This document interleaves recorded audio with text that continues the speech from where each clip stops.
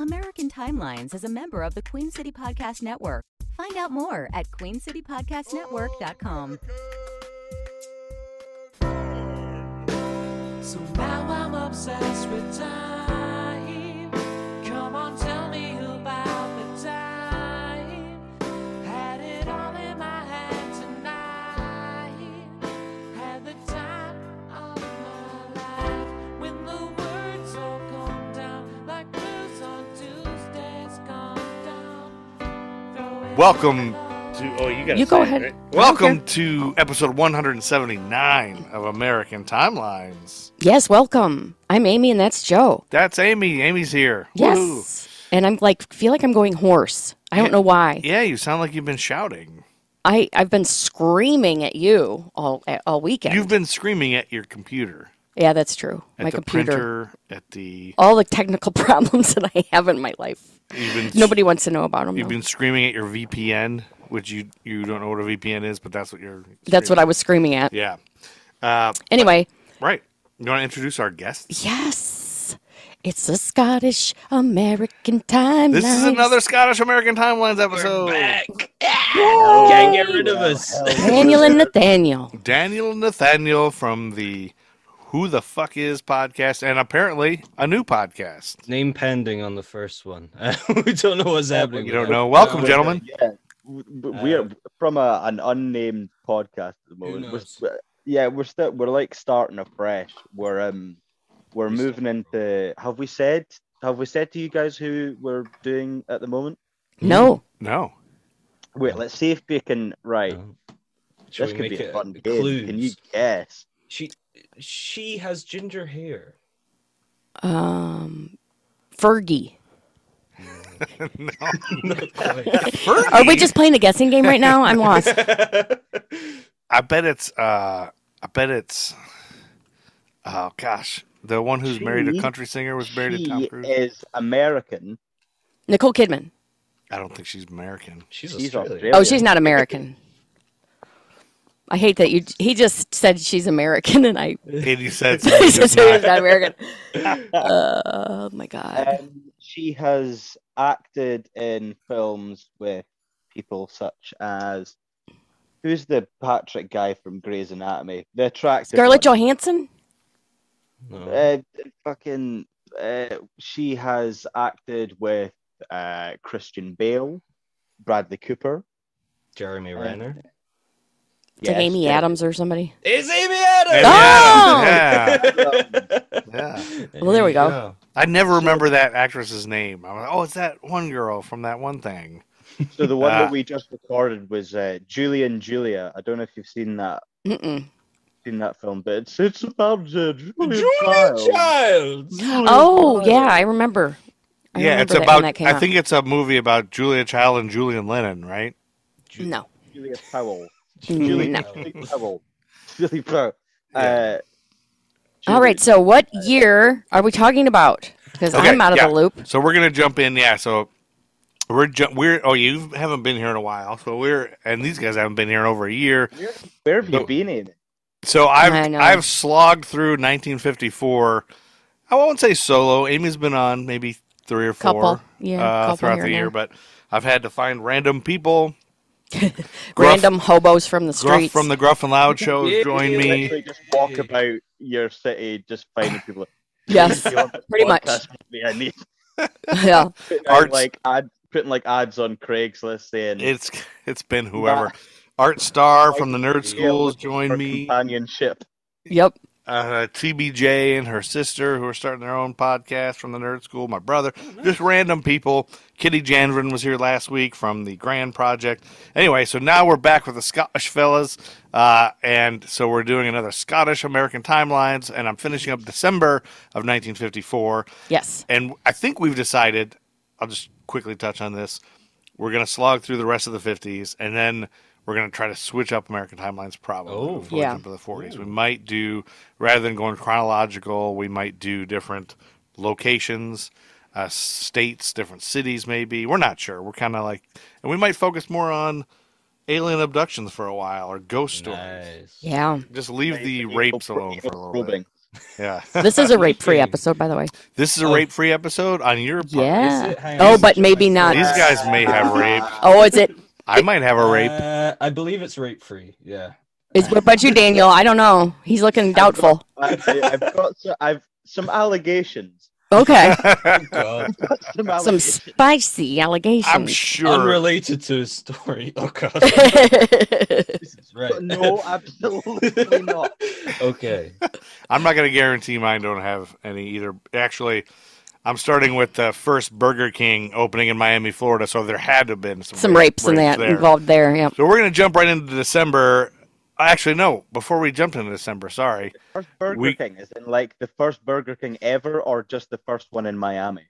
The first Burger King ever, and we'll get to that. That's December 4th. But I know we're jumping into December, but Nathaniel's got something he's been waiting for years to share with us. Yes. When So we we were got- first setting this up, we were told we needed stories from the 50s, and I looked this up, and I wanted the story. I love the story, but then I was told no, it has to be 1950 or 51, whatever we started with. And I was like, fuck. And this one happened in 54, so he's like, I'll come back in 54. Yeah, and here we are in I've been 54, waiting. and we almost missed it, but this is September, so we're going to take a pause before we jump into December and back up a little bit because we got to get this in. I've hyped So- it up now. So, Nathaniel, why don't you take it away and do us a favor and play a little guitar and sing this and have this whole thing rhyme. Just kidding. No. Just kidding. I can't put him on the spot like that. He's going to get his guitar. All right. Yeah. Right. Okay. So in September of 1954, there was an incident known as the Gorbals Vampire. To put this into context, the Gorbals is an area in Glasgow, and from the 1840s to the 1970s, it was one of the worst slums in Europe, Britain and Europe. Wow, that's Really? bad if it was one of the worst ones in Europe at that In time. all of Worst areas Europe? in Europe. Yeah. In the 1920s and 30s, the Gorbals was home to the Bridgeton team, which was a very notorious gang led by Billy Fullerton, who forged ties with right-wing and fascist politicians and founded a racist political party. There's that kind of That's I don't understand. I can't imagine that being. So there were problems there. In sort of the population density in the Gorbals was very high. There were often 8 family members to a single room, and Ugh. 30 residents sharing a single toilet. Oh God! Wait a minute. 30 people for one toilet. In one flat. What if you get the flat. shits? What do you got to do? That's when you simultaneously, like, one person is shitting and they open the legs, another person shits between their legs. Like a Like human a human centipede of centipede shit. of shit. Yeah. That's a reference we can all enjoy. Yes. The human centipede. It Beautiful. took how many minutes in to get to the human centipede? Too many. Yeah. But Too many is the right. Gorbals is unrecognizable from that today. It's been gentrified to fuck. Yeah. I think quite a lot of rich people have moved in. But in September of 1954, rumors spread amongst school children of the Gorbals that a 7-foot vampire with iron teeth was kidnapping and murdering boys and eating them. Oh my God. So this sort of grew and grew into like a bit of a moral panic, a fever. And eventually, on the 23rd of September, several hundred children amassed on the southern necropolis in the Glasgow area, armed with knives, sharpened sticks, and homemade tomahawks, many bringing their dogs with them. Oh my God. Officers were called out to the scene, but they were unable to control the children. Oh no. and Well, so- you know, if this would have happened in America, they would have just shot them all dead. So there's that. There's that technique. 300 children dead. Yep. But some sources say that the local headmaster was called out to disperse the crowd, while others say that they just gave up while it was raining. Oh. They didn't find anything, and they returned the next 2 nights to continue the hunt, but nothing happened. It was kind of like a folk devil that was created. I'm guessing probably because the police weren't doing anything about missing children, and so this rumor just started up. Wow. Can you imagine that? Oh, Oh my God. But there was some fallout from this incident. related to comics and communism. Okay. In the 1930s, there were a lot of similar incidents to this one, the Gorbals vampire. These included a hunt for a banshee and a hunt for a creature known as Spring-Heeled Jack. I love Spring-Heeled Jack. You know who that is? Yes. Last podcast on the left. Do you guys ever listen to that podcast? Last podcast on the left. No, it's they're hilarious. And they've got a catalog of over 1,000 episodes.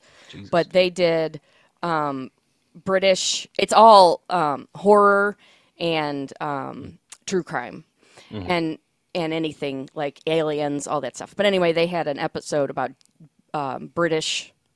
I think it was just British. I don't remember if it was just paranormal or whatever, but they talked about Spring-Heeled Jack. Anyway. Okay. But the Spring-Heeled Jack, as you all know, Amy, is this devilish figure who sort of leapt across rooftops and murdered people. And it was like a lot of in sort of late Victorian Industrial Revolution time. There are a lot of these sort of characters popping up, like serial killer type characters. No, I wonder if that was. Well, when did you say that was? 1950s. No, 1930s. Sorry. So that was way after Jack the Ripper. So. Yes, strange little creatures killing people. Yeah.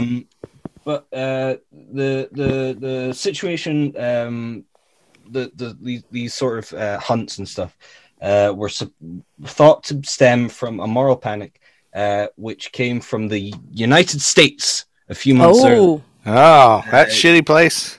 You guys throwing our children out of whack. So your Senate subcommittee on juvenile delinquency had held a pair of hearings in 1954, which heavily censored horror comics to the point of banning them. Yes, and we talked about this on the podcast. I had Art Star from the Nerd School talk about it. Yeah, Cool. It was believed that horror comics were damaging children, and there's this whole panic about it. I think it must have bled into satanic panic or something. I don't know. Yeah. It's not really changed because now it's either video games or music. Yeah, there's always something they blame it on. Oh yeah, rather than And actual reasons. Sadly, it usually is America because you guys are so fucking Christian. Oh, it makes me vomit. Everything is either deemed to be like ungodly or Yes. it's We're God. getting into a religion a bit. Yeah. We had these evangelical neighbors whose little boy played with our little boy, and they wouldn't let him read Harry Potter, but he could play Call of Duty. He can play Call of Duty at 6 years old. And But there's no murder wizards everyone. in Call of Duty. It's not satanic. It's just Oh real my life. God, murder. it Not was witchcraft, so it's just dumb. good old fashioned no Harry American Potter. freedom using guns. Yeah, right? Apologies, But if you want more on that Comics Code bit, go back and listen to our episode 174 with Art Star. He talks about the Comics Code and all the craziness that went along with that and how it's still in place today. Fellow. Art Star's on Nerd School. Do you not listen, Daniel? No, I explain to. I know it's you getting educated about nerd stuff. Yeah, Um, the Nerd School podcast is Art Star, TBJ, and Professor Andy, who's my brother, teaching me about the Marvel Cinematic Universe, movie by movie, basically. And we go off on out shoots, and we did Howard the Duck and Lego Batman and stuff here and there. But generally, it's all the nerd knowledge that super nerds have. Like when you go see a superhero movie, I just like to watch explosions and action. I don't know like the backstory of what that guy was in the comics and who's this guy and was he portrayed this way and what are nerds mad about, that kind of stuff. And then we ended up getting into like social justice stuff and people who've been canceled and why they've been canceled and Joss Whedon, why he's an asshole and stuff like that. But we just go kind of nerd movie by nerd movie, and they kind of explain that. So, and Art Star is a genius. Have you been on it, Amy? Oh, no. No, she doesn't play that. She doesn't even listen to it. She's like, too nerdy for me. No, I'm not. I'm not real into the Marvel. What's as nerdy as you go? Like if someone was to ask you, Like if you like, we have this show in the UK called Mastermind, where it's like a quiz. It's a quiz thing, but you do like a general knowledge round, but you do like a specialist subject. Like what would your specialist subject be? Me? Yeah. True crime, probably, or paranormal stuff. See, you're nerdy about something. Oh, I know. Oh, I know. The amount of podcasts that she has listened to, you can't even imagine. She's heard of every single true crime podcast. I mean, it's basically every waking moment and No, non-waking that's not moment. true. I'm a teacher, for Christ's sake. Yeah, I mean, when you're not at work, she walks through the house and it's just, when she's coming because the podcast comes with her. She's just playing a podcast out loud in whatever room she's in. It means Amy Well, it's knows like how to watching hide the TV. body. Oh, and every time I go to bed, I go up and there's a podcast playing. My wife is dead asleep with her clothes on, and I gotta wake her up.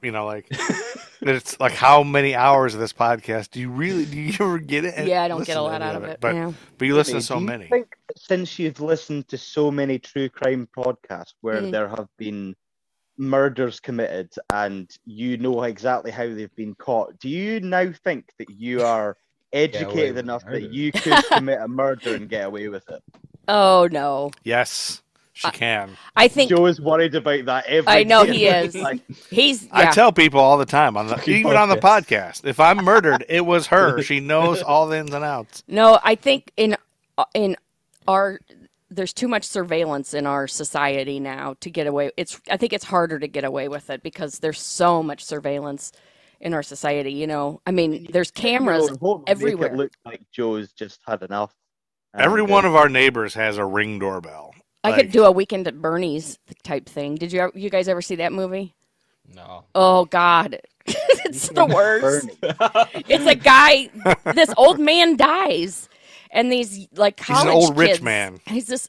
I don't even remember why they're at his beach house, but he dies while they're there, and They're making they a want to deal. stay They're and trying to get party a at the deal beach with him. house, Yeah. and so they dress him up, would put sunglasses on him, and like parade him around like he's still alive. It's so morbid. No, they had made a deal with him. He was like the owner of a big company, and they had a pitch. There- That reminds me of Tideland, which was a Terry Gilliam film about a girl, her dad, Jeff Bridges, who's the dude who's Yeah. behind you. The dude back here, yeah. Yeah, they move somewhere. He's obsessed with Denmark, but they move somewhere and he dies, and then she just sort of like keeps him there, like whilst he's dead. Like, with sunglasses yeah. on. It's real weird. Okay. Very salad fingers vibe. Back to the one quick thing. Yeah. Is it reminds me. Let's go.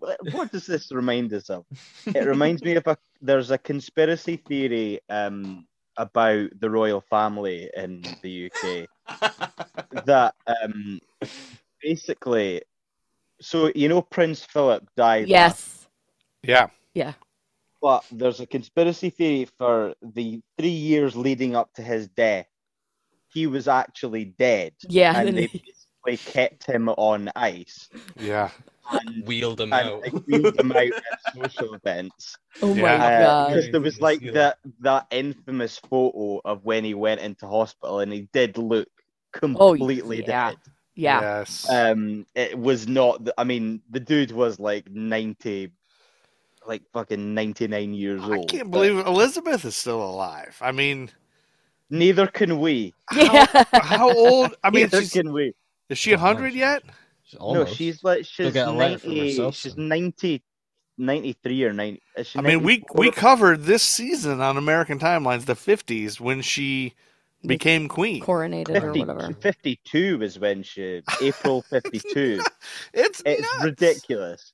Yeah, that's a long This time. must just seem so alien to you guys that this one person Yeah. has been in charge for this amount of time. It's when not you in guys charge, have, like, though. I know. It's I know that ceremonial, it's right? It's not But really it's in just- charge. doesn't It's have just a a rich figure- person. a It's like figurehead. our Kardashians. Yeah, it's celebrity family, Exactly. basically. Yeah, someone who collects taxes without fucking doing anything. Trump. Yeah. Yeah, like I don't know, like He doesn't collect taxes. He just doesn't fucking pay he them. just doesn't pay him, so that's where. Right. Yeah. But Okay. Comics, the comic code. Yes. Yes.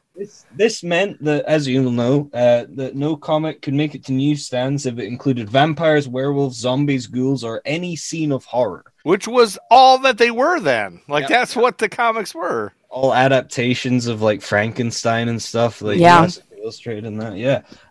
But this action was desperately wanted by some in the UK as well, with horror comics making their way here through the US through US soldiers who came over, and then that sort of the comics got distributed and led to publishing companies and was reprinted.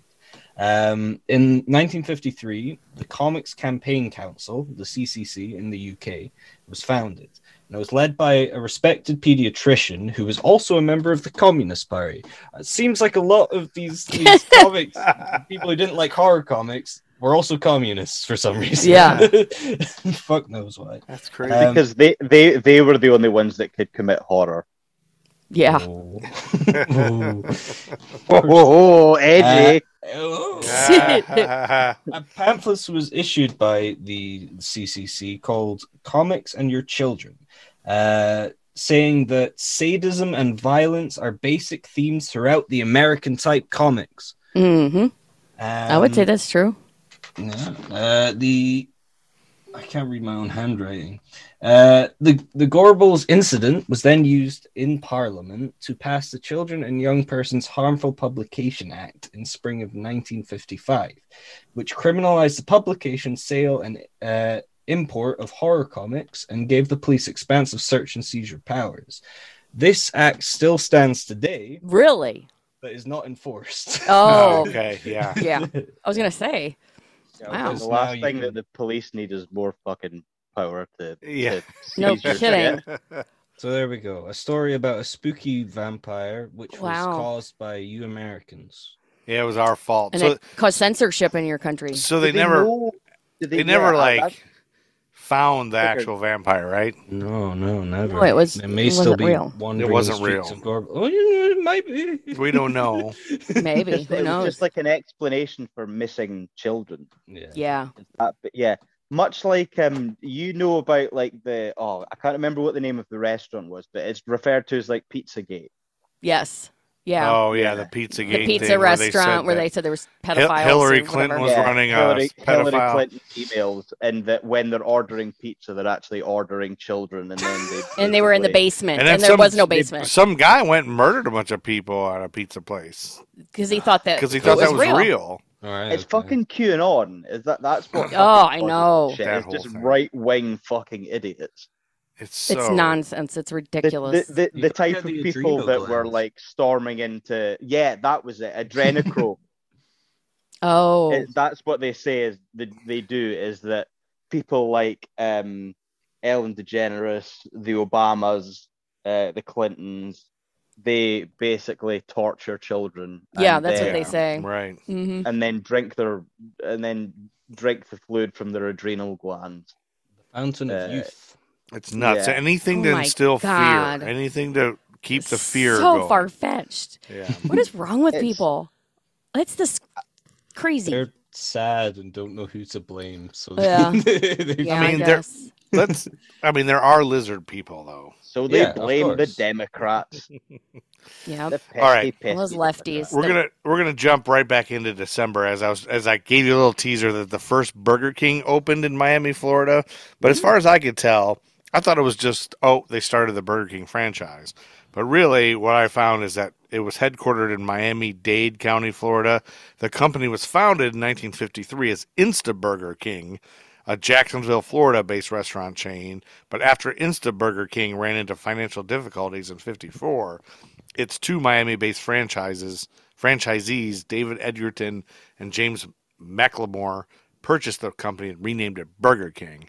And I know they copied it off McDonald's. And Yeah, that sounds a lot like McDonald's. Like the Mhm. original, they ran into trouble and got bought out, and then it became this huge thing. Well, they had went to a McDonald's and they had invested in this machine that was like a broiler, like an automatic broiler that was supposed to be able to make burgers really fast. What does broil mean? Because you guys have weird words. you for broil everything, right? Flame broiled is what Burger King does. It's like the heat comes from the top down. Oh, that's what we call a grill. December There. 10th, 1954. This one is fun. Have you guys ever heard of Colonel John Paul Stapp?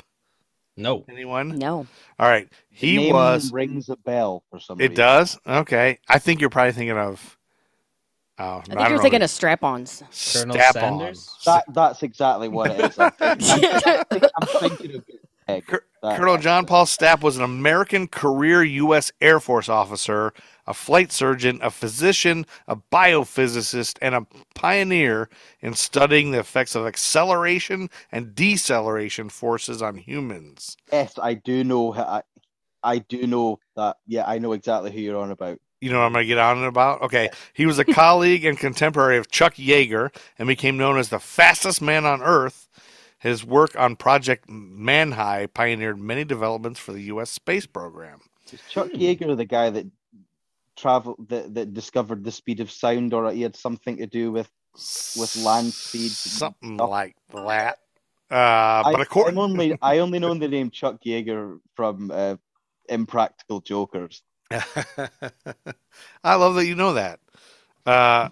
Unfortunately, Joe left the show. Okay. According to the New Mexico Museum of Space History, Dr. John Paul Stapp earned the title the fastest man alive when he rode the Sonic Wind 1 rocket-propelled sled on December 10th, 1954, to a land record speed of 632 miles per hour What?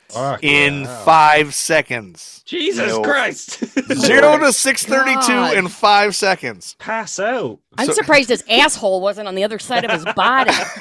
We're not Full done yet. We're not done because not only did he go from Let's be zero, fair. he went from 0 to 632, and his asshole was on the other side of his body, I think. In 5 seconds, he sustained the greatest G forces endured by man and recorded deceleration tests up to that time because he's going 632 miles and 46.2 Gs when the sled stopped. It's going 632 miles. It stopped at 1.4 seconds. You'd throw up. Oh my 632 to God. nothing, more than anyone had yet endured voluntarily. Well, that was the say 50s. how What is it heavy- now? Jesus Christ. I don't think anybody's done it since. Really. So- Does it say how heavy he was? Well, there's Figure pictures out of him. If you look at this guy, if you Google this guy, and there's pictures of him. They actually took pictures of him accelerating and decelerating of his face. And so it's very funny. Though he managed half a smile as he was pulled from the sled at the end of it, he was in great pain, and his eyes were flooded with blood from the bursting of almost all of their capillaries. Oh my Fucking God. As Stapp was rushed to the hospital with 2 black eyes, he worried that one or both of his retinas had detached, leaving him blind. Oh my 'Cause Jesus. Think about it, nothing. The only thing stopping your eyes is your eyelids. Yeah. If his eyelids were open, his eyes would have been across the street. Yeah. Oh my God. Shut up. Fortunately, by the next day, he had regained enough of his normal vision to be released by his doctors, though his eyesight would never fully So, recover. I mean, that's why nobody's ever done this since, because he almost died. he almost lost his eyeballs. Almost lost his eyeballs. Imagine how bad it would hurt for your eyeballs to to get fly out of your head. ripped out of your head. It's I bet amazing. you that- could you could just pop them back in. I don't think they'd be because they're connected in, right? As long as you didn't get anything. like those off. springs on those. I'm gonna ones throw up.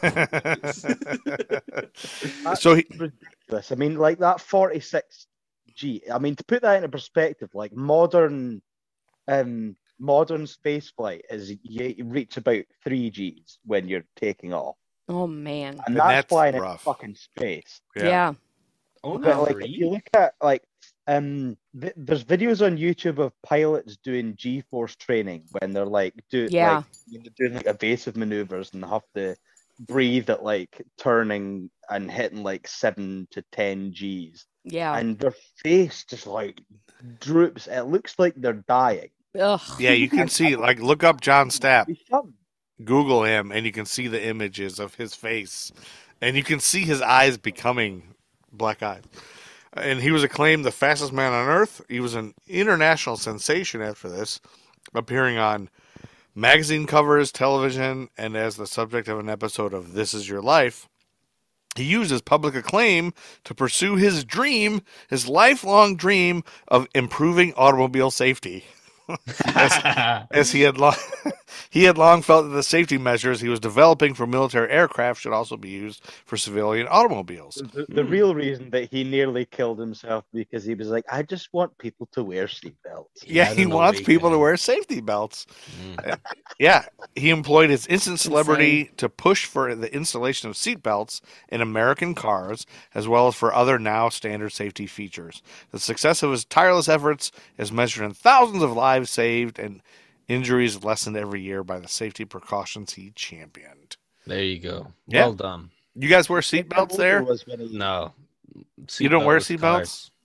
Yeah, Oh, no, we wear yes. seatbelts. Oh, you do? Okay. We didn't for a long time. Like, I grew up, I never wore a seatbelt growing up. When we were kids, we didn't even know where the seatbelts were. Like, they were, like, stuck. Shoved under the seat. Yeah, we didn't have car seats when we were kids as baby, you know, nothing. Like, we didn't, but now we It was do. quite a long time ago. That was the my mum 70s. and dad growing up, they didn't have, like, my gran only learned to drive probably in like the 90s. But Oh, wow.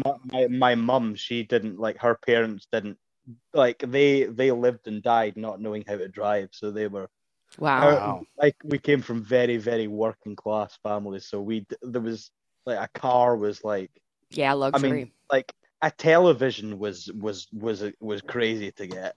Wow. So Yeah. getting a car was insane. But no, we wear seatbelts. Taxi drivers are allowed to not wear seatbelts Really? Huh. in Scotland. I don't know if they have to do it'll be some fucking, like, stupid, like, 5-day course. Yeah. We had a taxi driver, and he taught me what a zebra crossing was. Yes. I'd never heard that term. Zebra crossing. Or a pelican know how- crossing. You must have them in. We have them. We just don't call them. Well, that. number one, we don't call them zebra crossings. Number two, I don't know what a zebra is because we call them zebras. Zebra. We call them crosswalks. Do you have no jaywalking in North Carolina? There's a law, yeah. There's Right, okay. law, but nobody enforces Nobody it. I enforces jaywalk jaywalk. all the time Yeah. uptown. Jaywalking, basically just walking across Just the crossing road. the roads. Yeah. Is that it? It's crossing when it doesn't say walk, Or crossing in the middle of the road instead of at a crosswalk. or taking a shit in the middle of the road. That's as not you're walking. jaywalking. That is not That's- jaywalking. Surprisingly, that's Driving. illegal here too. Just a little tiny little nug on the Squeeze it out. All right. We're now to Saturday, December 11th, 1954, when someone named Hayes Edward Big Ed Sanders, who was an American heavyweight boxer who had won an Olympic gold medal in 1952, he was fighting his sparring partner, Willie James, the New England heavyweight champion, at Boston Garden in Boston, Massachusetts. Boston. James was a highly regarded heavyweight who in February of 1954 had performed well in sparring matches against Sanders. Sanders, who had complained previously of headaches and had his shoulder x-rayed just a few weeks prior, was uncharacteristically listless in the opinion of some observers. James and Sanders traded heavy blows for 10 rounds. Jesus. In the 11th round, Sanders appeared tired, in James's estimation, and was felled by a simple punch combination. Sanders dropped to the canvas and lost consciousness immediately, Oh, I don't like this. breathing laboriously while lying on his side. Ring personnel carried him out of the ring by stretcher. Oh man. But he fought 10 rounds before this. Yeah, Christ. And then Can Sanders... I ask you adults a question? Yeah. What does laboriously mean? Labor... With effort. A lot of labor involved in breathing. Like, he can barely breathe. Yeah. I'm just surprised they had X-rays in the 50s. I didn't realize it was that early. Yeah, maybe have you they were guys new. covered when X-rays were invented? Yeah. Well- I wasn't alive when X-rays were invented. Long story short, Sanders never regained consciousness and died after a long surgery to relieve pressure on the brain. The coroner concluded that Sanders likely aggravated a previous injury. Doctors and trainers concluded Sanders probably suffered a prior injury that was aggravated in the James fight, and he was laid to rest at Woodlawn Cemetery in Santa Monica, California, after a 21-gun military salute. Rest in peace. Goodbye. R.I.P. Boxer who died. 21 gun salute. Is it not usually like military guys that get 21 gun salute? Yeah, I think it is. So he probably, I didn't do the research here, but he probably served, is my guess. I don't think they just do it for boxers. who were Yeah, killed. no, I don't think. Militaries and boxers. Military and somebody who got killed in a boxing match. Yeah. And on December 12th, and he didn't die till the 13th, but on December 12th, that Sunday, it was a live transmission of the BBC's groundbreaking adaptation of 1984, starring Peter Cushing. It took place on UK television. Yeah, I don't know that one. I know the one with John Hurt. Well, we're going to talk a lot about Orwell stuff this month, which was a big deal around this time. And UK and the UK, too. But now we're going to turn it over to Amy, who's got probably some, I guess a non-rape murder, right? Yes. That you're going to cover for us? There's been a murder. This is a murderess, actually. A murderess? Yes. Oh. And I'm going to do it my best because she's Greek and she's from Cyprus. So how far are you guys, how long would it take you to get in a rowboat to go to Cyprus? Like, I mean, people are doing that, 3 weeks. but they're risky. Yeah. A few Oh, Christ, yeah. Her name is Stylu Christofsky. No, Christophe. Stylu Christophe. I looked it up, and there was 18 different pronunciations, so it's one of those. She was born in 1900 in a small village in Cyprus, which is a country southeast of Greece. She never received an education. Now you stop looking, and you need to listen. No, I'm looking up because you gave me a date. Sorry. I'm listening. No, you're not. Cyprus, you said Cypress Hill. No, you were I talking did about not the talking band. about being Cypress Hill. All right. Insane in the membrane. Insane in the membrane. She never received an education and was illiterate all her life. She married one of the poorest men in the village when she was 14, and the couple went on to have 5 children. Oh my gosh. Who marries a 14-year-old? When their only son, Stavros, was born, they hoped that he would someday help provide for the family. That's how bad that was. I love the name Stavros. Oh, when he was born, they hoped he would. Yeah. Oh my gosh, thank God we have a son. I will say, What? in her defense, Yeah. I'm very excited that our son is going to get a computer engineering degree. I'm already counting the dollars. All right. So then we fast forward several years. Engineering. You better not fuck up, son. That's what I tell him every morning. Every morning I say that to him. You're sitting beside his bed and he just opens Buy his me a- eyes and you dig. Don't Buy you me a fuck car." this up. Hey, buy me a car, buy me a house, Oh pay my my God. bills. All right. So we fast forward several years. Okay. After saving up some money, Stavros, which is the son. I love that name, Stavros. I know you said that. I wish we would Migrated have named to our kid Stavros. Stop it. He change migrated to London in time for another. 1941. Okay, 1941. He landed a job as a waiter for the esteemed Café de Paris, one of the leading theater clubs in London. I wonder if these guys have heard of that. Of course. We've been there Many times. It was here that Stavros met the beautiful German-born Hella Bleicher, a model who worked in a clothing store in the area. She sounds hot. Hella like her, y'all. Yep. Stavros and Hella were instantly attracted to each other and fell in love. Stavros knew his mother would be upset, but in 1942, the happy couple married anyway. So then they lived in a large 2-story home in Hampstead. Is that how you say that? Yeah, Hampstead. yeah. Yeah. Hampstead, with their 3 children, Nicholas, 11, Peter, 10, and Stella, 9. In 1953, Stylu had forgiven Stavros for getting married behind her back to a foreign woman. That was her issue with it. Yep. Foreigners. But of course. She had never met Hella and her grandchildren, and it was now time to do that. So she had been out of the picture all this time, and Stavros decides to bring her around. So once in London, Stylu would find work and save enough money to return to Cyprus and buy some property. So the visit, she goes to visit them, and it goes fine at first, but it eventually turned Stavros and Hella's life into a living hell. Stylu wasn't fluent in English or German, and Hella wasn't fluent in Greek, and that made it difficult for them to communicate with one another. Stylu is critical of the way Hella decorated the house and how she and Stavros were raising the children. She also felt Hella squandered money on makeup and other frivolous things. Stylu also voiced her disappointment in Stavros for marrying a foreign woman. After 12 months, Stylu's outburst became too much for Hella, which I agree, about time. That's a long time to put Yeah, up with to shit. put up with all Months that. of Yeah. taking shit. Yeah. Bloody mother-in-laws, eh? Right? So she tells Stavros that she's going to take the children to Germany and not come back until his mother is moved out of the house. And Stylu overhears Hella and Stavros talking and knows just enough English by this time to understand the gist of the conversation.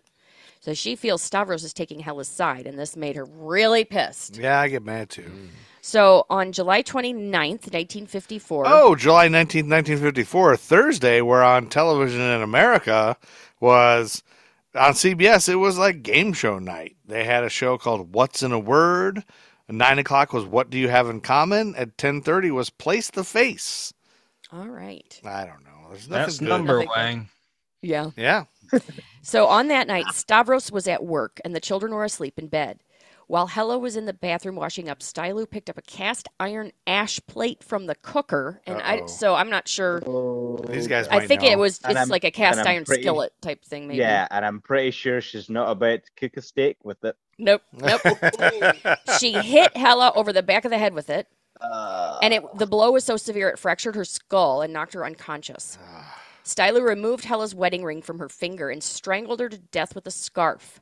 She dragged Hella's body onto a landing just outside the door leading to the yard. What were you going to say?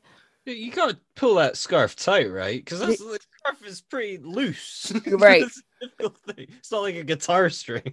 Yeah. Not no that kidding. I've ever. No. Guitar string.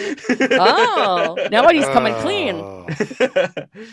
So Stylu placed paraffin-soaked newspaper around the body and lit it on fire. Oh my gosh. A neighbor walking his dog saw the smoke, so then he looks through the fence and sees Stylu stoking the fire on what he thought was a tailor's dummy.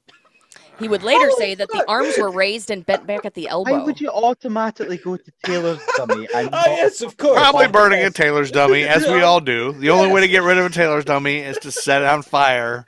Well, that's how they always do. And Anytime somebody tell it finds to a another body, they always say, "I tailor." thought it was a mannequin first." Maybe Well, it was because- like the smell, Yeah. because like burning hair smells Ugh. like pungent, and like tanning leather smells like, I don't know if they're similar. Maybe, I don't know. Yeah. Ugh. I've So the never- fire's not getting that out of ever. control and it's dangerously close to the house. So Stylu starts to panic and she runs into the streets and in her broken English starts yelling, "Please come, fire burning, children sleeping." The fire brigade arrives and sees Hella, who was partially burned and covered with blood.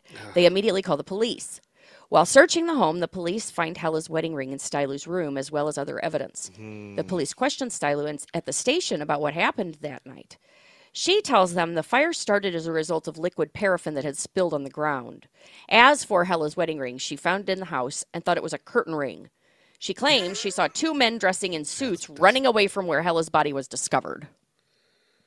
I don't know. I believe by her. any chance say where Stavros was at this point? Like, where's he in all this? Yeah, He I was don't at know. work. He was at He's work, I gone, think you yeah. said, In the right? back garden. He was at already. work, I think, yeah. So then the police didn't believe her about any of this, about her account of what happened, and arrested her the next day for murder. Stavros and her attorney wanted to use the insanity defense to avoid the death penalty, but Stylu refused.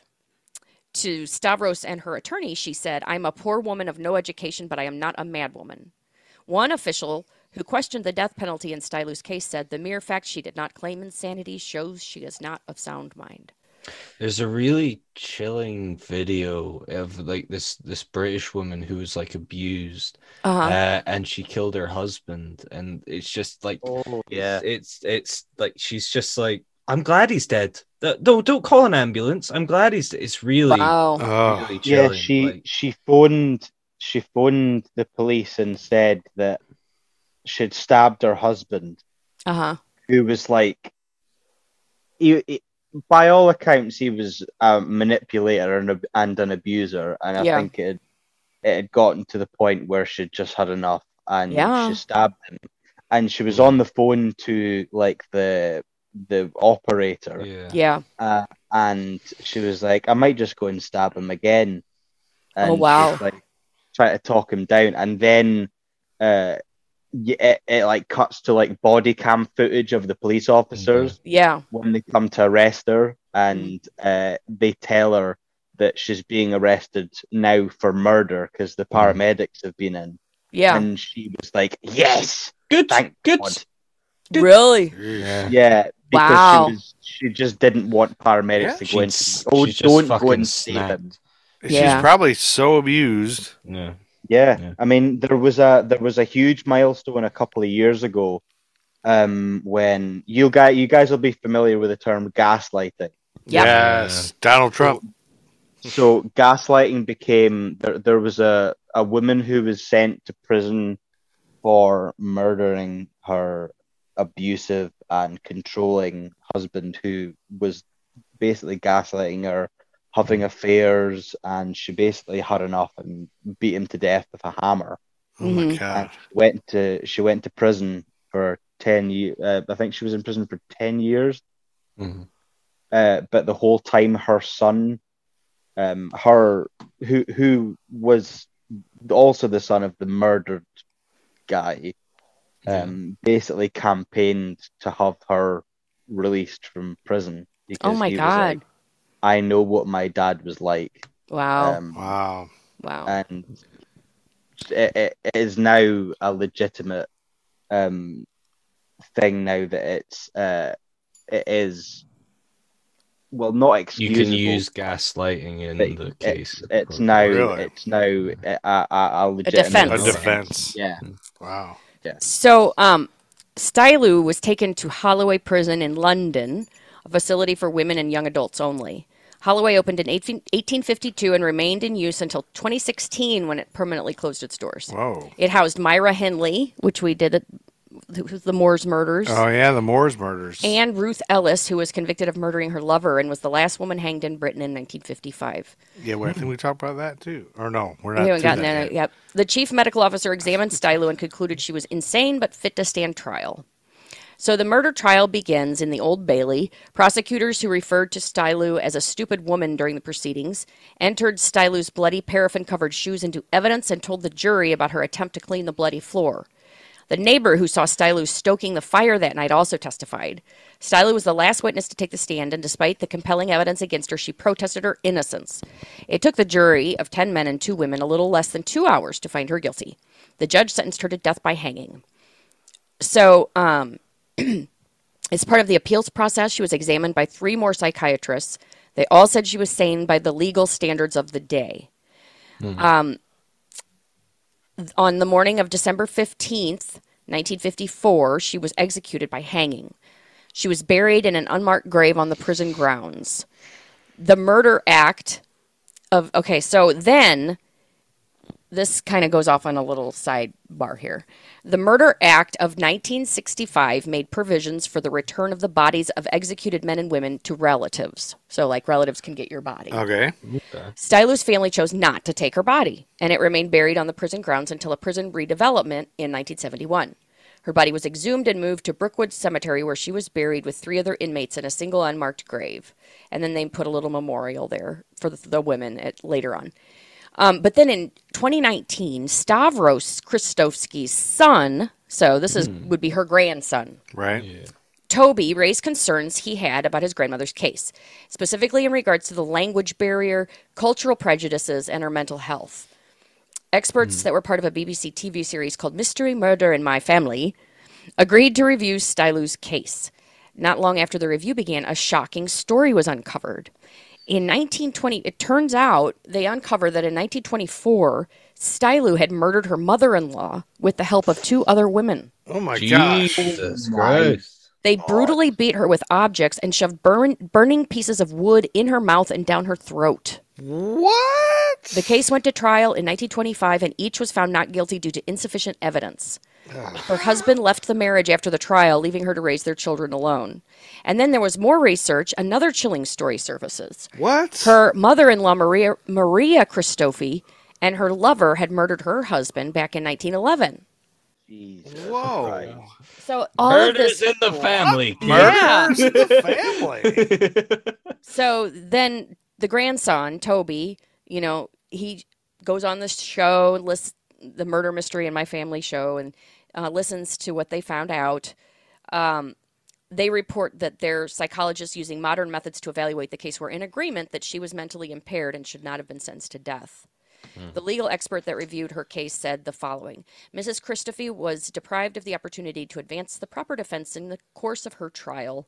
and it almost inevitably resulted in her being convicted of murder and the death penalty being imposed. She never took responsibility for what she did or acknowledged the grief of her son and grandchildren. Stavros eventually remarried and had more children. He was never able to fully heal. He visited his mother once in prison before breaking off all contact with her.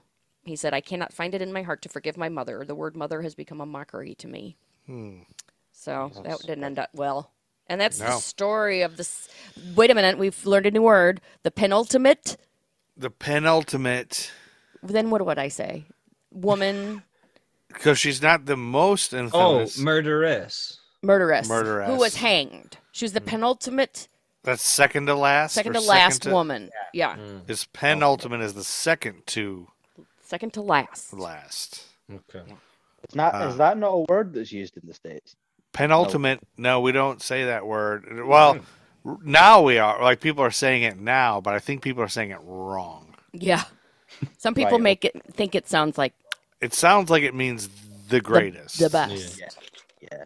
But it's the Slightly second. before the best. Is the death penalty? Is that a thing in North Carolina? Yes. Is it still? Yeah. I don't know. It might be. There might be I a think it's gone. stay on now. it. Check and see. If You you know want what to get they're- into what it, they're- your feelings What's on it. what's their method in North Carolina? Let's see. North Carolina has not executed a person on death row in nearly 15 years, although it is still legal. But there's like a moratorium on it, I think. So judges aren't using it. Yeah, I think they go on death row, but they don't execute them. So they Straight just on live death on. row. They live on death row. The last person who was put to death was in August of 2006. It was Samuel Flippin for the murder of his 2-year-old stepdaughter. The last person in the UK, you might have covered this. I can't remember what year it was, but it was a guy who the 60s definitely. he had a mental disability. Yeah, I think we covered it. I feel like yeah. Yeah. South Carolina, I just heard, is like bringing back firing squads. What the fuck? Yeah, Jesus. yeah. South be Carolina just fair, approved firing squad I execution. think that's probably how I would like if you got to choose your execution method. I'd probably go Guillotine. with Guillotine. No way. The guillotine that. is the best. What would you guys? What would you I guys go don't for? know. Of the, They're no, all but, like, horrific. of the like. I don't know why they current don't just give them a methods in the heroin States. overdose. I mean, that would be the best way to go, wouldn't it? I don't know. I think they're pretty High off horrible. your tits. What? I think you High just off like your have tits. you have seizures and then you die. Oh, really? Yeah, it's I not think good. so. I don't know what's the Well, what easy- about sleeping medicine or something? Like, how do You could people? do it wrong and then you're peeing Yeah. out of a colostomy bag for the There rest of your Oh, life. God. I'll need to link it to you guys because it was. I mean, it was done by an English person, but it was in the United States. So it was basically done by a former conservative politician called Michael Portillo. Did a documentary on methods of execution and what is like the most humane way to kill people. So he basically looked at the current types of execution methods in the States and came up with the most humane way to carry out the death penalty, which he figured out was basically asphyxiation, but Like gas with, chamber? with nitrogen. Oh, So Mm. I think it was nitrogen, but it's basically you basically get like a euphoric high and then die. okay. Ugh. Yeah, that sounds Apparently good to me. drowning as well, right? When you drown, Yeah. you It's Yeah, supposed to be is it- peaceful when you drowned. Yeah. Because they basically like they did this demonstration of the electric chair on basically a pig carcass, and it's fucking horrific, man. Well, Um, speaking of horrificness, on December 18th, 1954, making its fourth attempt to land at Idlewild Airport in Queens, New York, a Linea Aeri Italian Douglas DC-6B strikes the pier supporting runway 04 slope line, approaching lights, and then crashes in flames and sinks in Jamaican Bay, killing 26 of the 32 people on board in Queens, New York. It was a plane crash Ooh. on that Saturday. And then that next Wednesday, December 22nd, Johnson Flying Service Flight 4844C, a Douglas C-47A-90 DL Skytrain, whatever that is, on a civil air movement flight of military personnel to Tacoma, Washington, ditches in the Monongahela River near Pittsburgh, Pennsylvania, due to fuel exhaustion during a leg of its flight from Newark Metropolitan Airport in Newark, New Jersey, to Allegheny County Airport in Pittsburgh, killing 10 of the 28 people on board. In these two crashes, I'm thinking 26 of the 32 people died in the first one. So that's 6 people that survived. And then in this other one, 18 people survived. Imagine surviving a plane crash. No, that's got to insane. be fucked up. Everybody around you's dead. You'd feel pretty badass surviving a plane crash. Oh my God. Like walking away without a fucking Walking out the scratch. wreckage. It's weird how many plane crashes in December of 54. I guess I still chalk it up to 50s. Flights were new. Still, They commercial flight. was didn't still know what there. they Smoke were on the doing. plane. Yeah, there's a Yeah. lot of. Oh, yeah. I mean, there's still, one in like- Scotland coming up. Just a little. Little. I don't know if you teaser. guys know of it. I nearly chose it. Oh, did you? Okay, so I didn't know if that was. I was going to ask if that's a Oh. famous one, but I gotta keep moving so we get to Daniel's thing. On December 23rd, 1954, American surgeon Joseph Murray completed the first successful organ transplant when he moved a living kidney from one identical twin to another at the Peter Bent Brigham Hospital, which later became Brigham and Women's Hospital. The operation lasted 5.5 hours. He was assisted by Dr. J. Hartwell Harrison and other noted physicians. In operating room 2 of the Peter Bent Brigham Hospital, Murray transplanted a healthy kidney donated by Ronald Herrick into his twin brother Richard, who was dying of chronic nephritis. Richard lived for 8 more years following the operation. And then in 1959, Murray went on to perform the world's first successful allograft. And in 1962, the world's first cadaveric renal transplant. So an allograft is a transplant on people that aren't related or twins or Yeah. whatever. And cadaveric renal transplant is from a dead body into a living body. A living. Would it be cadaveric? A cadaver. Cadaveric. Would it be cadaveric? That's what I was trying to say. So, yeah. I was trying- Who knows? I'd say I think cadaveric sounds. cadaveric. Sounds cadaver. prettier. It sounds more beautiful To language. talk about cadavers, it What sounds a like lovely Are love. you guys cadaveric. organ donors? Do you have organ donor cards? Oh, sure. No, I need my organs in the afterlife. You're gonna put them in what? jars with spices You're and gonna be herbs. ethereal. Yeah. You're gonna get Tell you fucking- that shit. Okay, so What Joe's if getting that's mummified. currency? What if that's currency in the next life? Oh, you got this many organs left. Just You- get those coins put on your eyes when you die. It's fine. All right, December 25th, 1954 was a Saturday. It was Christmas Merry Day. Christmas, Merry Christmas, And- everyone. And on this Christmas Day, the worst part about it was the 1954 Prestwick air disaster. The British Overseas Airways Corporation Boeing 377 Stratocruiser G ALSA crashes on landing at Glasgow. It's Glasgow or Glasgow? Glasgow. Glasgow. Glasgow. We find it very funny when Americans say Glasgow. Glasgow. Glasgow. Because Glasgow. there was a basically a YouTube video created where a guy was taking the piss out of Americans pronouncing Scottish Oh, yeah. names, where he was like, I'm here in Glasgow where there's 2 football teams. There's the Glasgow Celtics and the Glasgow Rangers. He probably said Celtics too. Celtics is He what probably we called said. them Celtics. Celtic is the proper name for There was Oh. another channel the where, team. where a guy a Scottish guy who moved over to the States, got American people to say like Scottish slang, but like Oh. made it sound like something else. Yeah. So he made someone say pumping Dugs. Yeah, this is hilarious. Let's see it. Right, okay. So this could be fun. We could go through some slang and see if you we don't have know all that what time. it means. I know we gotta. Why don't you do that? That'll be our next podcast. That could be your All after right, let me party. finish this. So this crash was at the Glasgow Prestwick Airport from London in poor visibility at 3:30, killing 28 of the 36 passengers and crew on board. Again, that's 8 passengers that survived.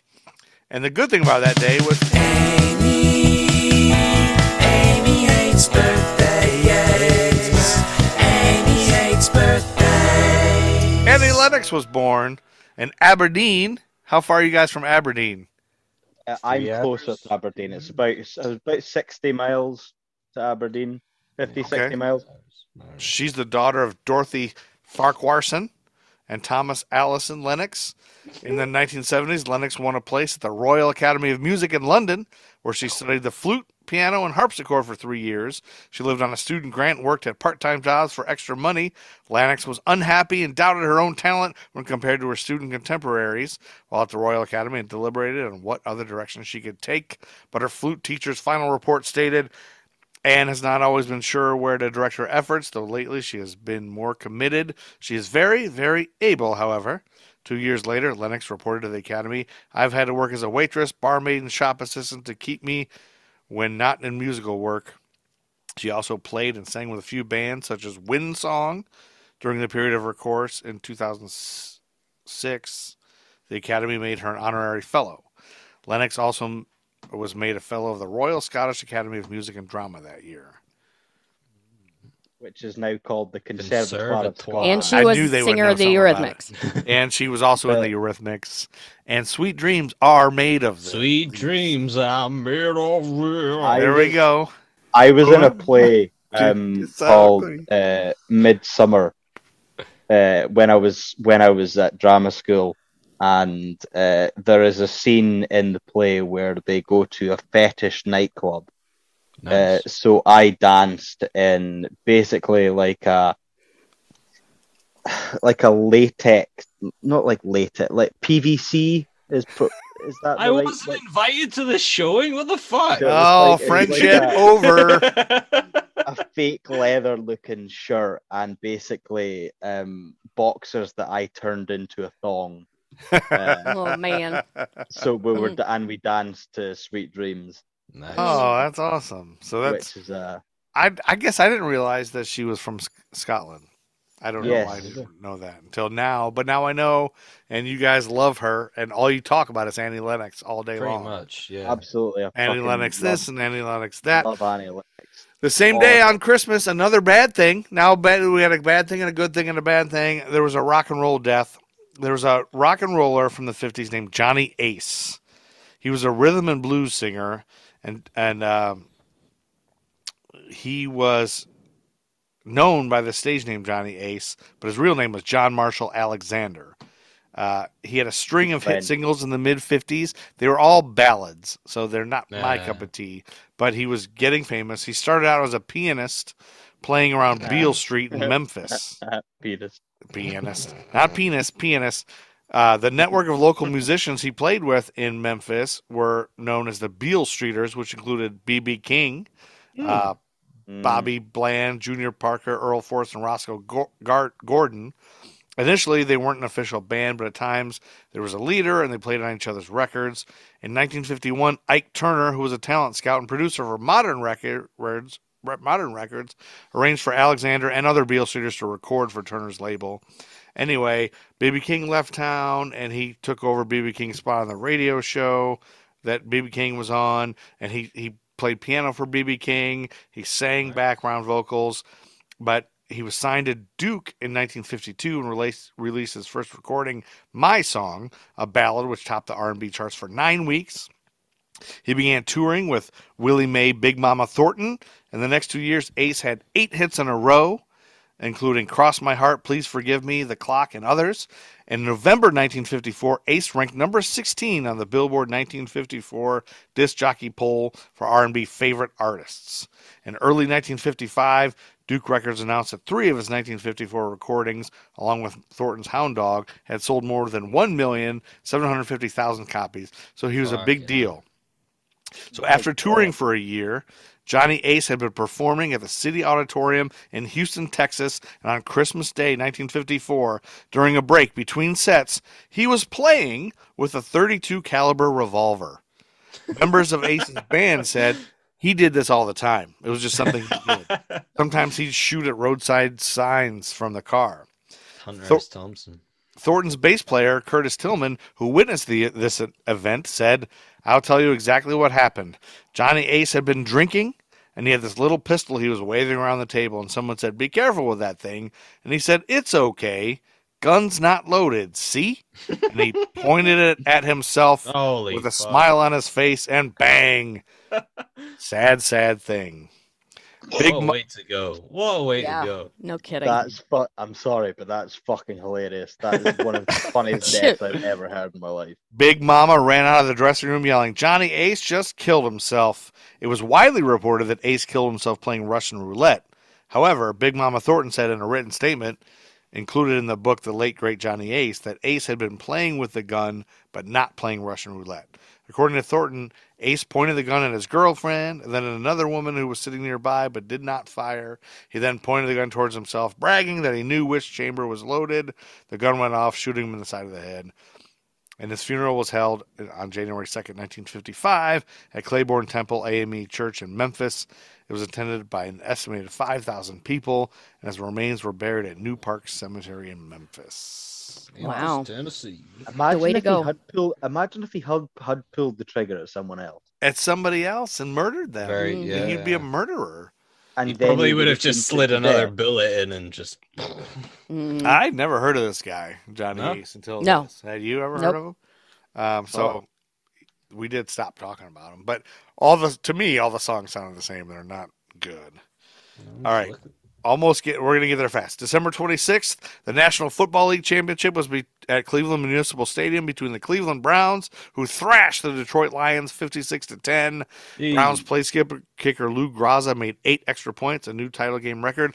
I keep this in here because the Browns and the Lions have both been awful and terrible ever since, so it's funny that they were the championship. Yeah.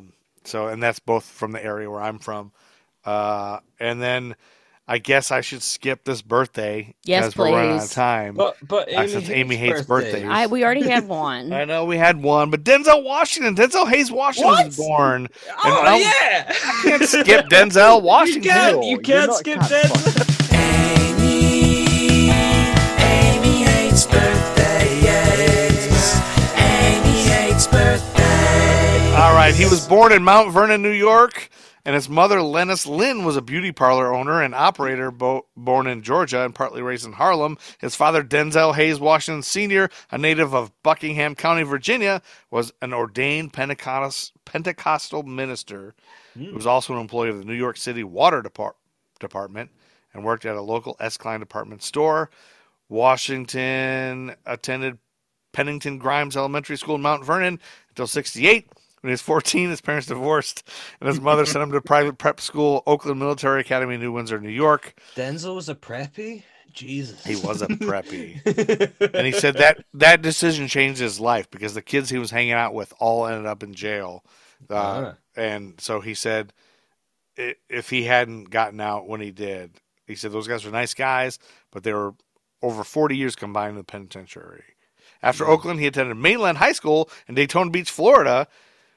From 70 to 71, the team colors are blue and gold. The mascot's the Buccaneer. Notable alumni Vince Carter, retired NBA swingman, former University of North Carolina basketball player. Boo. Anyway, so this is the part about Denzel Washington we got to talk about. He earned a BA in drama and journalism from Fordham University in 77. At Fordham, he played college basketball as a guard, which I didn't know, under Coach P.J. Carlissimo. After a period of indecision on which major to study and taking a semester off, Denzel Washington worked as a creative arts director of the overnight summer camp at Camp Sloan YMCA in Lakeville, Connecticut. And he participated at this YMCA overnight camp in a staff talent show for the campers. And a colleague said, "You should try acting." So he went back to Fordham that fall with renewed purpose, and he enrolled at the Lincoln Center campus to study acting, where he was cast in the title roles in Eugene O'Neill's The Emperor Jones and Shakespeare's Othello, and he then attended graduate school at the American Conservative Theater in San Francisco, California, where he stayed for 1 year before returning to New York to begin a professional acting career. So Imagine Now if he's they doing just Shakespeare been. again. Imagine if someone would be like, "Oh, he's shite." Like, it's just up to him when he'd done that summer camp. Like, what nah. if he never went to that camp? We would have never had training day. Mhm. Yeah, or Equalizer. And then on December 29th, I don't know if you know, the CIA was involved with financing and rewriting the animated film version of Animal Farm, and it became British Oh my American God, that animated film is propaganda. Animated Yeah, propaganda film. Yeah, funded by the CIA, and they made it sort of more of an anti-communist Anti-communist. Yeah, thing. it's really Yeah. funny. Mhm. And it was Britain's first animated feature film. Really? So that was interesting. But that brings us to December 31st, 1954, and Daniel has I've another. got to take a piss. Oh yeah, I do too. Yeah, Yeah, same. Let's take a break and then we'll come back. Okay. Okay, real quick. Yes, all right. Iron Man was in the Guardians of the Galaxy, and Tony Stark is like trying to do his Captain Kirk fantasy. I'm gonna get with a green lady, and she's like, "All right, you think you can hang with me?" And then it turns out he cannot. Like afterwards, she's like, "All right, I'm gonna go now. I'm gonna go get something to eat." And then as soon as she leaves, he's like, "Ow." So Now comic books have gotten to a point where, because of like comics code and things like that, like some books may seem like they're all age, but then just like in television nowadays, you have a lot of these underlying tones of promiscuity. Yeah, promiscuity. Promiscuity. God damn it! Promiscuity. Yeah, but you have like gratuitous violence and things like that. Yeah. But then there's also it's still managed to somehow be fun. The Nerd School Podcast. As Joe said, we have reached the 31st of December, which in Scotland we call Hogmanay. It's New Year's Eve. Oh. 31st of December 1954, two parents, Robert Fife and Mary Stewart, was Alexander Elliot Anderson Salmond. Oh God, no! You said no rapes. Jesus Christ! Uh-oh. Fucking hell! I'm unfamiliar. I don't know what you're talking about. More commonly known as Alex Salmond. know So, this. Alex Salmond is best known as being the First Minister of Scotland. So, Oh. effectively, he like our our childhood. president, that sort of thing. Okay. So, he was the First Minister of Scotland. Well, he was the First Minister of Scotland from 17th of May 2007 till the 18th of November 2014. Oh. So basically, he was born at 101 Preston Road in Linlithgow, West Lothian, Scotland. His parents were both civil servants, and his dad served in the Royal Navy during the Second World War, and had originally worked as an electrician, and his family had been resident in Linlithgow since the mid-18th century. Jesus Christ! Alex's middle names come from his family's tradition of naming their children after the local Church of Scotland minister, in this case, Gilbert Elliot Anderson of St Ninian's Craigmalin Parish Church in Linlithgow. And to this day, he remains a member of the Church of Scotland. Oh Christ! Salmond attended the local Linlithgow Academy from 1966 to 1972, and studied at Edinburgh College of Commerce from 1972 to 1973, gaining an HNC in Business Studies. Ooh, He was then HNC. accepted by the University of St Andrews, where he studied economics and medieval Fucking history. Cunt. St So Andrews is this was guy a then- conservative? No, No. SNP. So he his early political career basically started because he became an active member in the Scottish National Party when he joined the Federation of Student Nationalists at the University of St Andrews in 1973. His conversion is generally credited to his then girlfriend Debbie Horton, an English student from London who was secretary of the St Andrews University Labour Club. And after an argument in December 73, she told him, "If you feel like that, go and join the bloody SNP." The SNP Next day, currently he did. rules Scotland. Okay. That's Liberal Party? So, It's yeah, they're yeah. a pretty far left wing party. to detriment sometimes, but there's mixed feelings. Some people see the SNP as a means to an end for independence, which is my stance mainly. So, moving back to Alex Salmond, so he joined the SNP in the 70s, and in 1985 he was elected as the SNP's vice convener of publicity, and in 1987 he stood for Parliament in Banff and Buchan and defeated the incumbent Conservative MP Boo Albert Macquarie, and he then carried on in politics, and in 1990 he became the leader of the Scottish National Party. And he had 2 terms as the leader of the Scottish National Party. It was first from 1990 till 2000, and then 2004 until 2014. And there was a very significant thing that happened in 2014. I don't know if you guys will remember, but Scotland basically had a referendum to decide whether Scotland were to remain part of the United Kingdom or whether we were to become an independent country. Right. The SNP, that's their whole thing, was their shtick. They wanted an independent Scotland that was in the 1999 we got a devolved parliament, so we then got MSPs who represented Scottish Parliament. So we had a government that could decide on things that happened in Scotland. But we also have MPs. It's quite confusing. I think we're one of the only countries as well that allows refugees and immigrants to vote in parliamentary elections for Scottish Parliament. I don't know if it's UK Parliament, but yeah, that was a thing. I'm not sure, but yeah. So in 2014, we had the referendum on was it the 14th of November? We went to a gig on the night of the referendum, and in Glasgow, and on our way back to the train station, we ended up at a rally for Scottish independence, which was fucking great. Everyone was running around.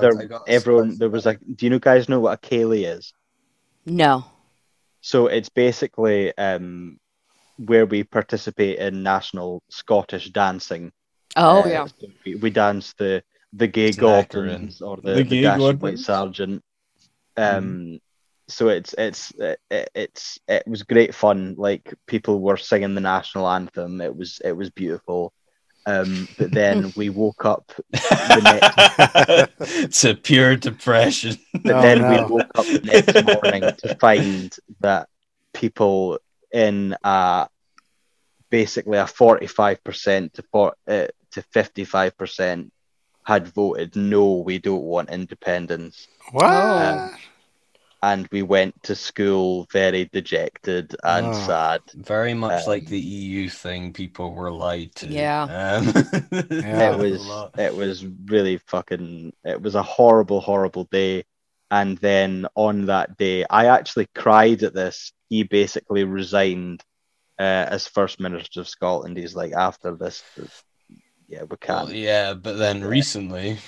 But then since that time, there have been some allegations made of Alex Salmond. But since then, he was an MP. He represented the constituency of Gordon in the UK Parliament. But this is quite relevant. He had a show on Russia Today. Did he? Called the Alex Salmond Show. Jesus. Really? Yeah. And he'd held that for a long, long time. And in February, he announced that his show on Russia Today this year, February 2022, had been suspended following the invasion of Ukraine. So he still does this. but he resigned from the SNP in August 2018 in the face of allegations of sexual misconduct in 2013 while he was First Minister. Yeah. And there had been multiple allegations made that he had raped people, touched people inappropriately at work. Which additionally threw the current First Minister, Nicola Sturgeon, into a bad situation because her and Alex Salmond were very close. The whole time that he was First Minister, he was basically grooming her to take over from him when he retired. And she was they were like the terrible twosome. They were the ones. They were like the face of Scottish nationalism, Scottish independence. Yeah. And then it basically came out that she kind of knew. The implication is that if what had been charged or accused was true, that she would have definitely known about it. It got thrown out of court. I'm not sure why. They had it was in the lead up to to COVID. He was arrested on the 24th of January 2019 and charged with 14 offences, including 2 counts of attempted rape. Whoa! Oh, wow! Sexual assault, 2 of indecent assault, and 1 breach of the peace. And he appeared in court on the 21st of November and entered a plea of not guilty. And his trial started on the 9th of March 2020, which was probably about maybe like 2 weeks before lockdown hit here. And then on the 23rd of March, Salmond was cleared of all charges. A jury found him. Yeah, he was cleared. A jury found him not guilty of 12 charges. 1 charge was dropped by prosecutors earlier in the trial, while 1 charge was found. Now, this is weird. So in Scotland, we have 3 outcomes of a trial. So in America, you'll have guilty or not guilty. Right. So in Scotland, we have 3. So we have guilty, not guilty, and not proven. Oh. So basically, it's inconclusive. Yeah. About. So it can be followed up. Yeah. So it can be followed up, yeah. And in May 2021, it was reported that he was writing a book about his trial. And then, and then last year there was this. Basically, there was a big interview that MPs had to do about the Scottish government's handling of the sexual harassment charges. And the main reason I wanted to talk about this, not just because it was in 2018, is because I met Alex Salmond. Oh, really? Okay. Yeah. I met him in Dundee, sort of like a year after the referendum, when he brought out a book, and he was talking about Scottish independence, and I met him. He's put his arm around me. We shook hands. Did you kiss? We didn't kiss, no. A little smooch. Although So- I think I don't think I was if I was a young attractive woman, you would have maybe. So is You were saying, Joe.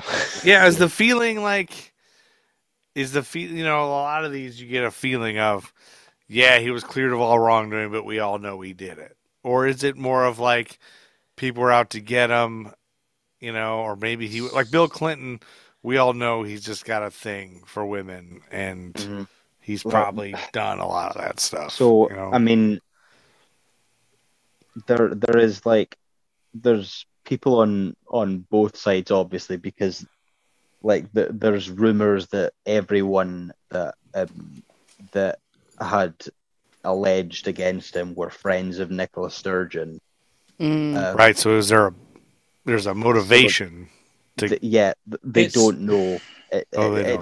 I find it troubling to even think into these kind of because there's because two you want to options. think that people would lie. Women were I know. actually assaulted, and they have now been done a disservice by having their stories told that they were lying, Right. or they were lying and they've tried to destroy someone's career based on these lies.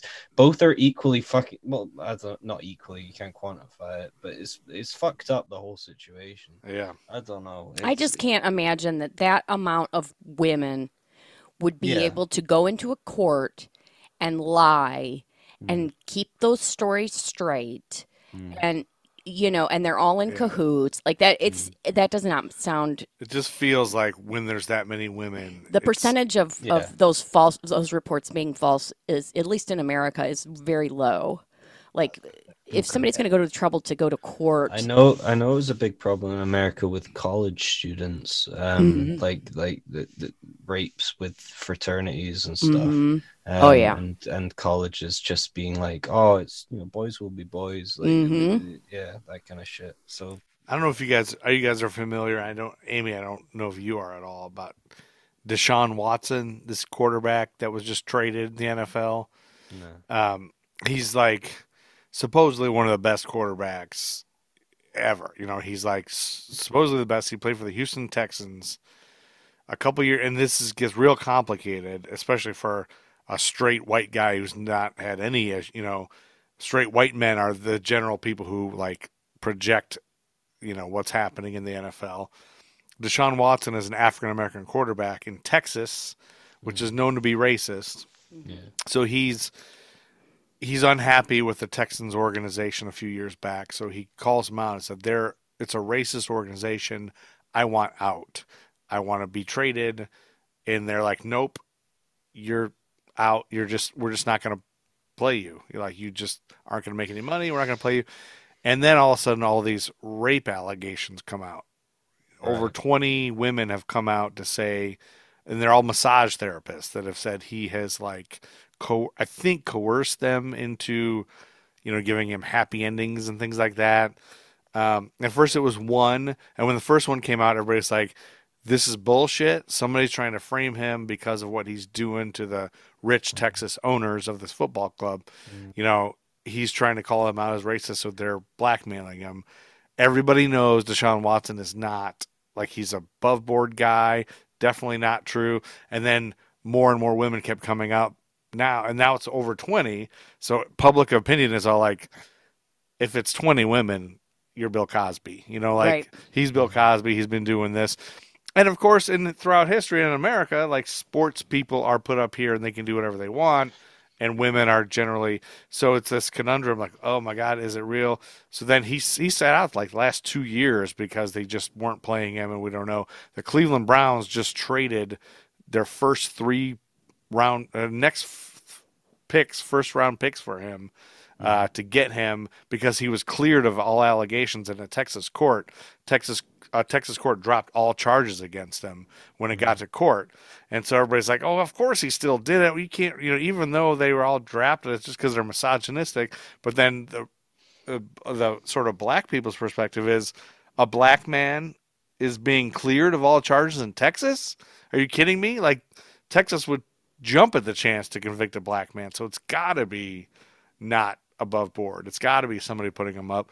So it's like this battle between misogyny and racism. Yeah. And then everyone who's speculating is white men, who are the speculators on this whole thing. So it's this weird, uncomfortable, like, I don't know about anything except all I'm weighing in on is 3 first-round picks is a lot to give for a guy who won 4 games the last season that he played. But that's not part of the whole thing. But it's like, who fucking knows? It's just uncomfortable. You don't know. Like, if you are contributing to all these women being silenced and told to shut up and that you're not important, whatever he did to you, that's devastating. If, on the other hand, you're silencing him as a black man who is being pushed down by white ownership of a Texas ball club, that's awful. So no matter what you do, you could be... And No one becomes like sensationalized and thrown out on every fucking news platform, and everyone's talking about it. Like, it's insane. Or it could be a little bit of everything. It could be maybe had some wrongdoing, and maybe they were maybe it's everything. Maybe they were racist and he did these things. And then what do you do? Then what? You gotta pick Nobody right. And they're all terrible. So I guess the only thing to do is not record a podcast Record about murderers and That's Scottish right. culture. That's what we got to do. Yeah, we'll end this episode here, and thanks for you guys bringing all your stuff on this. Thank you for having us. Yes, thanks for coming, Yeah. guys. Daniel It's and always a Nathaniel, pleasure. and check out the Unnamed podcast. the unnamed podcast. Thanks, guys. then And thanks for coming, but we got to get out of here, Oh Chuck yeah, Berry. we gotta get out of Chuck Berry, end the episode, and then I'll continue talking to these guys about podcast ideas. Fuck Okay. Chuck Berry. All right. Fuck Chuck Berry, who had he had cameras in the Yep. ladies' room. Yep.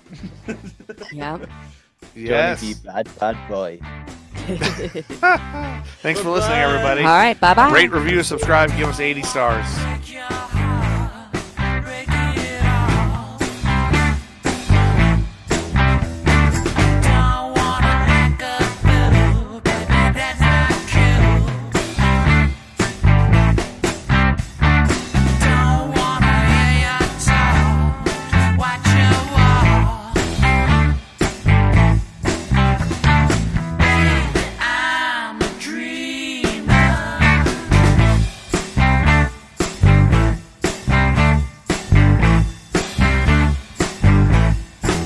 Fat Truman Ego Trip is the greatest band of all time.